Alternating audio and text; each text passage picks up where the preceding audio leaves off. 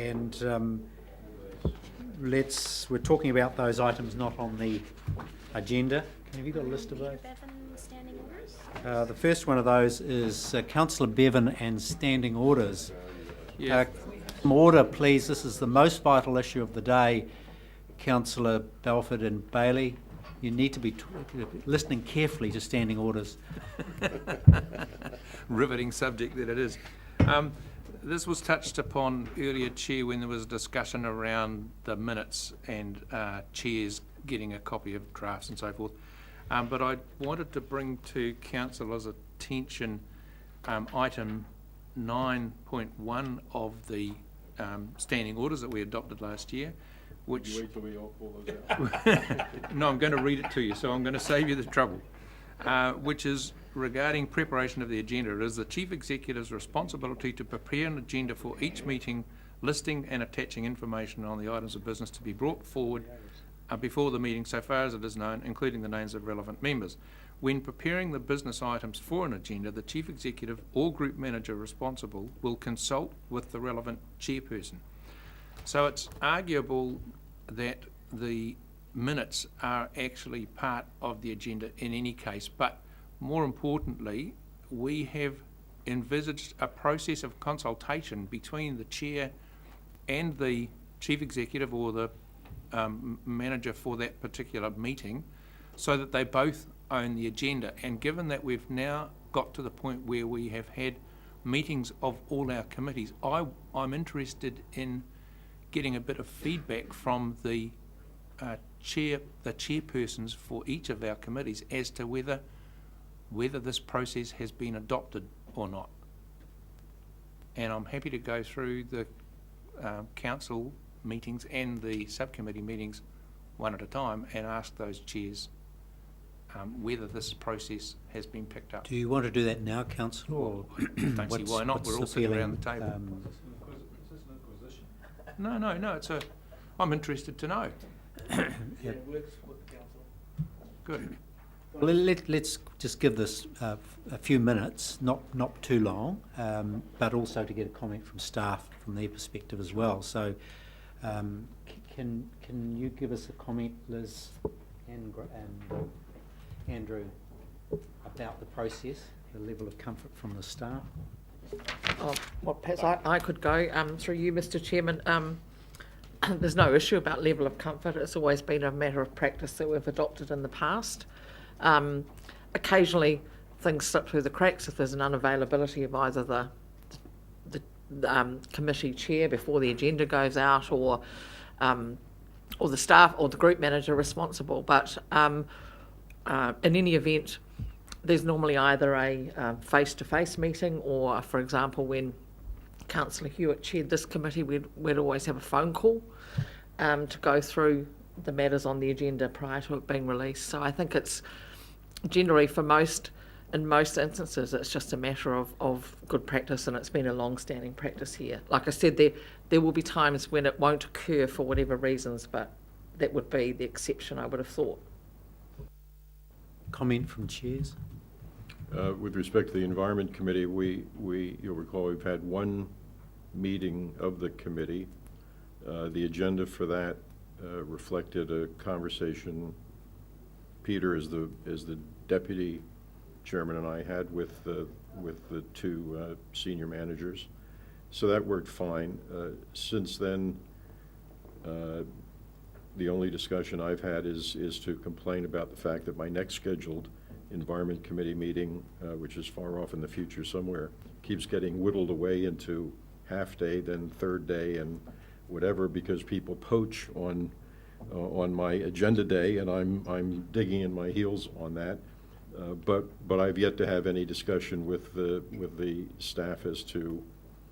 I've thrown some emails over the wall as to things I'd like to see on that agenda, and I think they're sitting on those, but it hasn't been tested yet fully as to what my influence on the agenda will be. Well, I can understand that, the environment being such a low-profile part of the organisation, Councillor.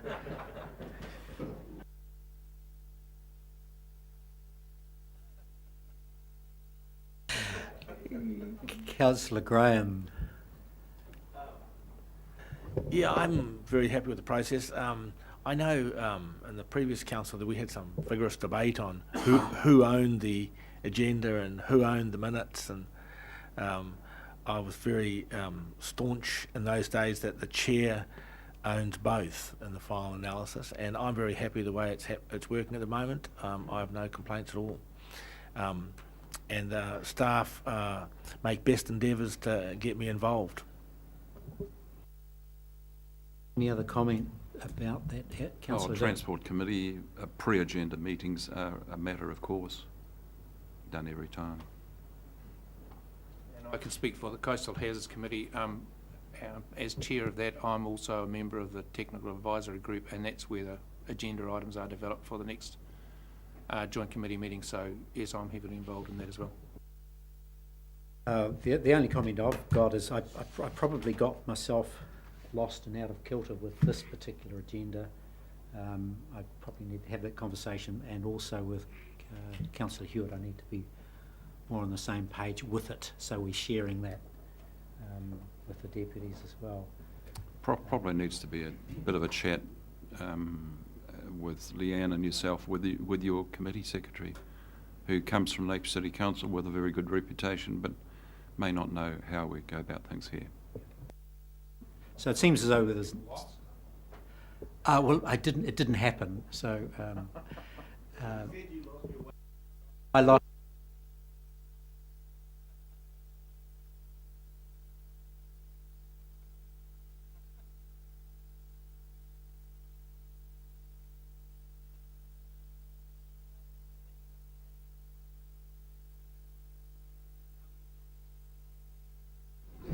What's that? CHB update, please. Okay, so 30th of January I was invited along to a meeting with feedlot owners in Central Hawke's Bay, and there were about, I don't know, maybe 100 people in the audience, and I just think it's important that our councillors are aware that that's going on. The land management team was there.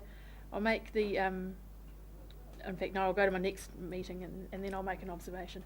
10th of Feb, I was invited along to the Fish and Game headquarters. Councillor Bailey was there as well, and that was a meeting with Fish and Game representatives and Hawke's Bay Anglers Club with concerns around beach raking. We had a superb presentation that was given by Graham Hanson and Gary Cloden and their team, and it was really lovely actually being invited along to that headquarters. For me, it was like being in the lion's den, as you can imagine, and I was very pleased to be included. So what I'd like to compare just briefly is that the staff did an outstanding job at the Fish and Game meeting, and they introduced, the councillors had us all stand up and the staff, and they were in an adverse environment where they were defending a practice that is not, doesn't work with the fishermen. They don't like the beach raking. But they did it with pride and integrity and did a really good job. And so I was a little bit sorry to observe in the feedlot meeting that there were a lot of staff there, but they were kind of embarrassed to be there. And, you know, whereas in the Fish and Game meeting, the staff said, you know, with one area, we got that wrong. They'd been in a messed up of, did beach raking during a nesting season just pre-Christmas. They fronted up, whereas, you know, with the feedlot, there's a lot of contention. There's a lot to be said for being really proud of who you are and where you work, and yeah, so something can be taken from Graham and his team, I think, for some of the other staff across the organisation, because certainly one group stood up proud and the other one didn't really, I didn't feel. Also, I can talk to you later if you need me to. The other thing, community concerns, it was great that Chairman Rex popped down to Central Hawke's Bay. We've got bores drying up throughout the district. In Takapau, they're affecting the freezing works, which is a huge employer for our district. Ongra, local residents, as Rex is well aware, and you may have well read it in the newspaper. Tiko, the firefighting supplies are in trouble. So just an update that, yeah, we're a region that is severely stretched with water, lack of water resilience at this time. And thank you, Rex, for coming down. It was well received. I'm getting pretty regular phone calls, but happy to take any questions about any of those. There's still a lot going on in our neck of the woods. Excellent. Councillor Hewitt has a question.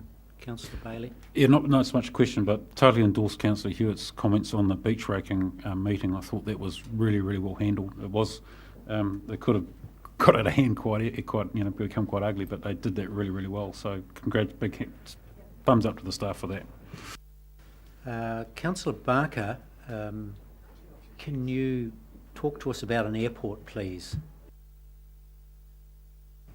I went to the airport the other day, a wee while ago, and got out of my car in the early morning light, still not awake, and I stared across, and here was this wonderful, smiling, grinning face looking at me. I thought, that looks vaguely familiar. And I looked more closely, this handsome person, well qualified, I saw the Regional Council logo on it. And I stood there and looked at it and I thought, wow, what is this telling me? So I still haven't really quite worked it out. So what I would like from the council staff to tell us, why do we have these adverts being put up? What's the purpose of them? What do we hope to get for them? And what's the cost? I mean, it just wasn't immediately obvious to me. Mr. Broadley did advise the council that those billboards were going to be up for February and March. The costs, councillor, I wouldn't like to give you a figure right now without double checking, so I need to find that out. But it was pretty reasonable, and especially because the model posed for free, so that wasn't too bad. In terms of the purpose, it was really designed to send a broad message around the role of the regional, very broad message. It's not specific, but it's around the role of the regional council within the wider Hawke's Bay. And if particularly you may have noticed our byline, growing our region, which is not just around the economic side of it, but it's also clearly because of the where Andy was and the fact that he was doing water quality sampling. It's designed to reflect our environmental aspects as well. Mr. Broadley could explain it much more eloquently, I think, than I could, but it's there for 2 months, February and March. We have it booked, and I'm not sure if there's intended to be any change or if you'll continue seeing Dr. Hicks's face until the end of March, but I can find out detail and email that to you. Just a supplementary point, Chair. Communications between this council and community is fundamentally important. And I just think, given what's happened there and a few other things, I think we should give consideration to communications being part of this council agenda for a report from staff and what they're doing and how it's being managed, so we can see clearly about what is being done. It shouldn't be a subterranean thing, which this appears to me to be. We have open reports about accounts, have open reports about this. And I just think I would like the chair of the Regional Council to give consideration to, in its discussions about the management of the agenda, having a general slot every time for comms, where we have a report on what we're doing, what we're trying to achieve, and we're very clear about that. Sorry?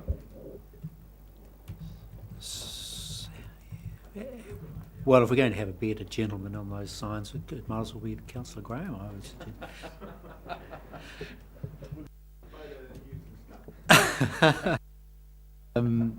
Are there any with too thin? Is there Councillor Belford, please? Lagoima update. Just on this last point, I thought the message was pretty clear. The Regional Council is your friend was the basic message being delivered, and in times when that might be questioned by some of the public. So I don't have a problem with the message, and probably the tactical spend was quite efficient in terms of impressions per dollar spent. So, but I agree with your final point. Where that sits in the broader scheme of things is something long unexamined. So we need to get at it. Anyway, just for those of you who are interested, the saga continues on the Information Act request that we are contesting. I got a letter from the Ombudsman the other day indicating that he was pondering the matter still, and asked for further information on a few emails that his people had thought might be appropriately included. I think I responded to that to his satisfaction, and offered to meet with me to discuss the issues involved. So I'm intending to take up that offer. That's where it sits. Can I? Sorry. Can I just add a couple of relevant things? Yes, Sorry. Ms Lambert, please. Yeah, thank you, Mr Chairman. And just as a follow-up to Councillor Belford, you will recall that Council asked when you considered this matter at the December Council meeting that I write to Local Government New Zealand seeking support for Council's position, which I did, and I think that letter was attached to one of your agendas in January. I had a phone call on Monday last week from the Chief Executive of Local Government New Zealand, and it was about to be considered by the National Council. I think that would have been done last Thursday. I haven't had a reply from him as to how or what decision, if any, they made on that, but I can report that back to you when it's done. And to your indulgence, Mr Chair, one final thing around Lagoima, and it's only just because it's come through on an email this morning, so it's quite timely, but the Ombudsman's Office has sent an email indicating that one of their staff will be here in Hawke's Bay on the 30th of March, which is the day after our March Council meeting, and they're doing Lagoima training somewhere in the afternoon and would be available late morning between 10:30 and 12 if any councillors would be interested in having a question and answer session with them. So I'd just like to get an indication, if possible, from you, show of hands or something, if you'd be interested in us pursuing that and trying to sort of work out some detail around that, please. Yes, Paul, it was, they'll be in Napier on the 30th of March, so I'm guessing that's a Thursday, because it's, Any interest in councillors in having that question and answer session with local government? Well, considering the stance that the council took, Chair, I think it would be important that we did front up and have a chat, so I'm happy on that basis to go along. All right, well, so let's proceed with that, even if it's a... It'll be just some coffee with me and this person. they've indicated 10:30 till 12 because they'll have, So anyone? Mr Chairman? Excuse me. Dr Marker. I just don't have a direct interest in attending that kind of workshop, but a question to be put maybe is the status of the Māori members, particularly of the Regional Planning Committee, because we're not elected councillors and yet we engage in council business. And so are we subject to that legislation? my understanding is that it's only elected representatives, but that's a great question to ask the Ombudsman, I think, just to clarify.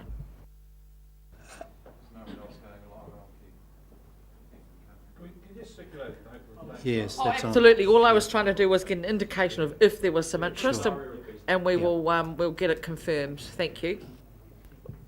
Was there any?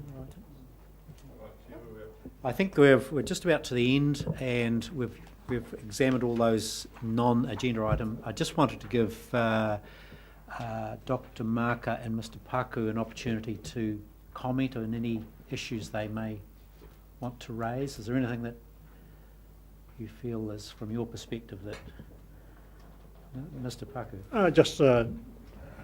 First of all, just to thank the Regional Council for their support for Mr. Tini and the financial contribution that the Council has made. As we all know, that all kicks off next week. So Wednesday is the forfeiting, and we look forward to seeing you there, Rex, and any unavailable councillors. And I certainly urge the councillors and council staff to take the opportunity and come along to the Karanunu Regional Park and to view some of the world's best in the art of kapahaka. From the Māori community, we're in the Karanunu iwi, we're certainly revved up for this event, and no doubt the economic impact back into the wider community will be a substantial figure at the end of the day. Other than that, Mr. Chairman, thank you for the opportunity. Councillor Graham? Thanks, Mike. I'd just like to add to it. As you know, I'm chair of the sports park as well, so I've had a lot to do with Matatini organisation, and I was there yesterday again, and it's quite stunning. It is just unbelievable what is being transformed at Kahanunu Park. Took a bit of belting on that as well, from the not from the Dominion, fortunately, but I also say that, you know, we want to get as many non-Māoris there as possible, and it's not just a Māori event. It's something that's stunning happened to our region. 40,000 tickets are already sold, so it's going to exceed all other Matatini events. It is just going to be something really stunning for our region. So I just wanted to add that. Thank you, Councillor. Dr. Marco. Yes, just it was sort of a side or coming from the agenda item that we spoke before, the control agenda, just to say from the Māori caucus of the Regional Planning Committee that everybody's very, very pleased about the way that the last meeting went, and we've been through a little bit of birthing issues as we've come together about how to work, and very much settled down now. I'm very pleased with the way that the last Regional Planning Committee went, and feel it's just going to make a lot of progress from here on in. Yeah. Add a comment to that. I'm not sure that it was announced at the time, but the Regional Planning Committee was videotaped. It was part of the system now, so I'm not sure whether it was indicated to people. But it would be good to get that word out if folks want to see that. It should be in the archives. Yeah.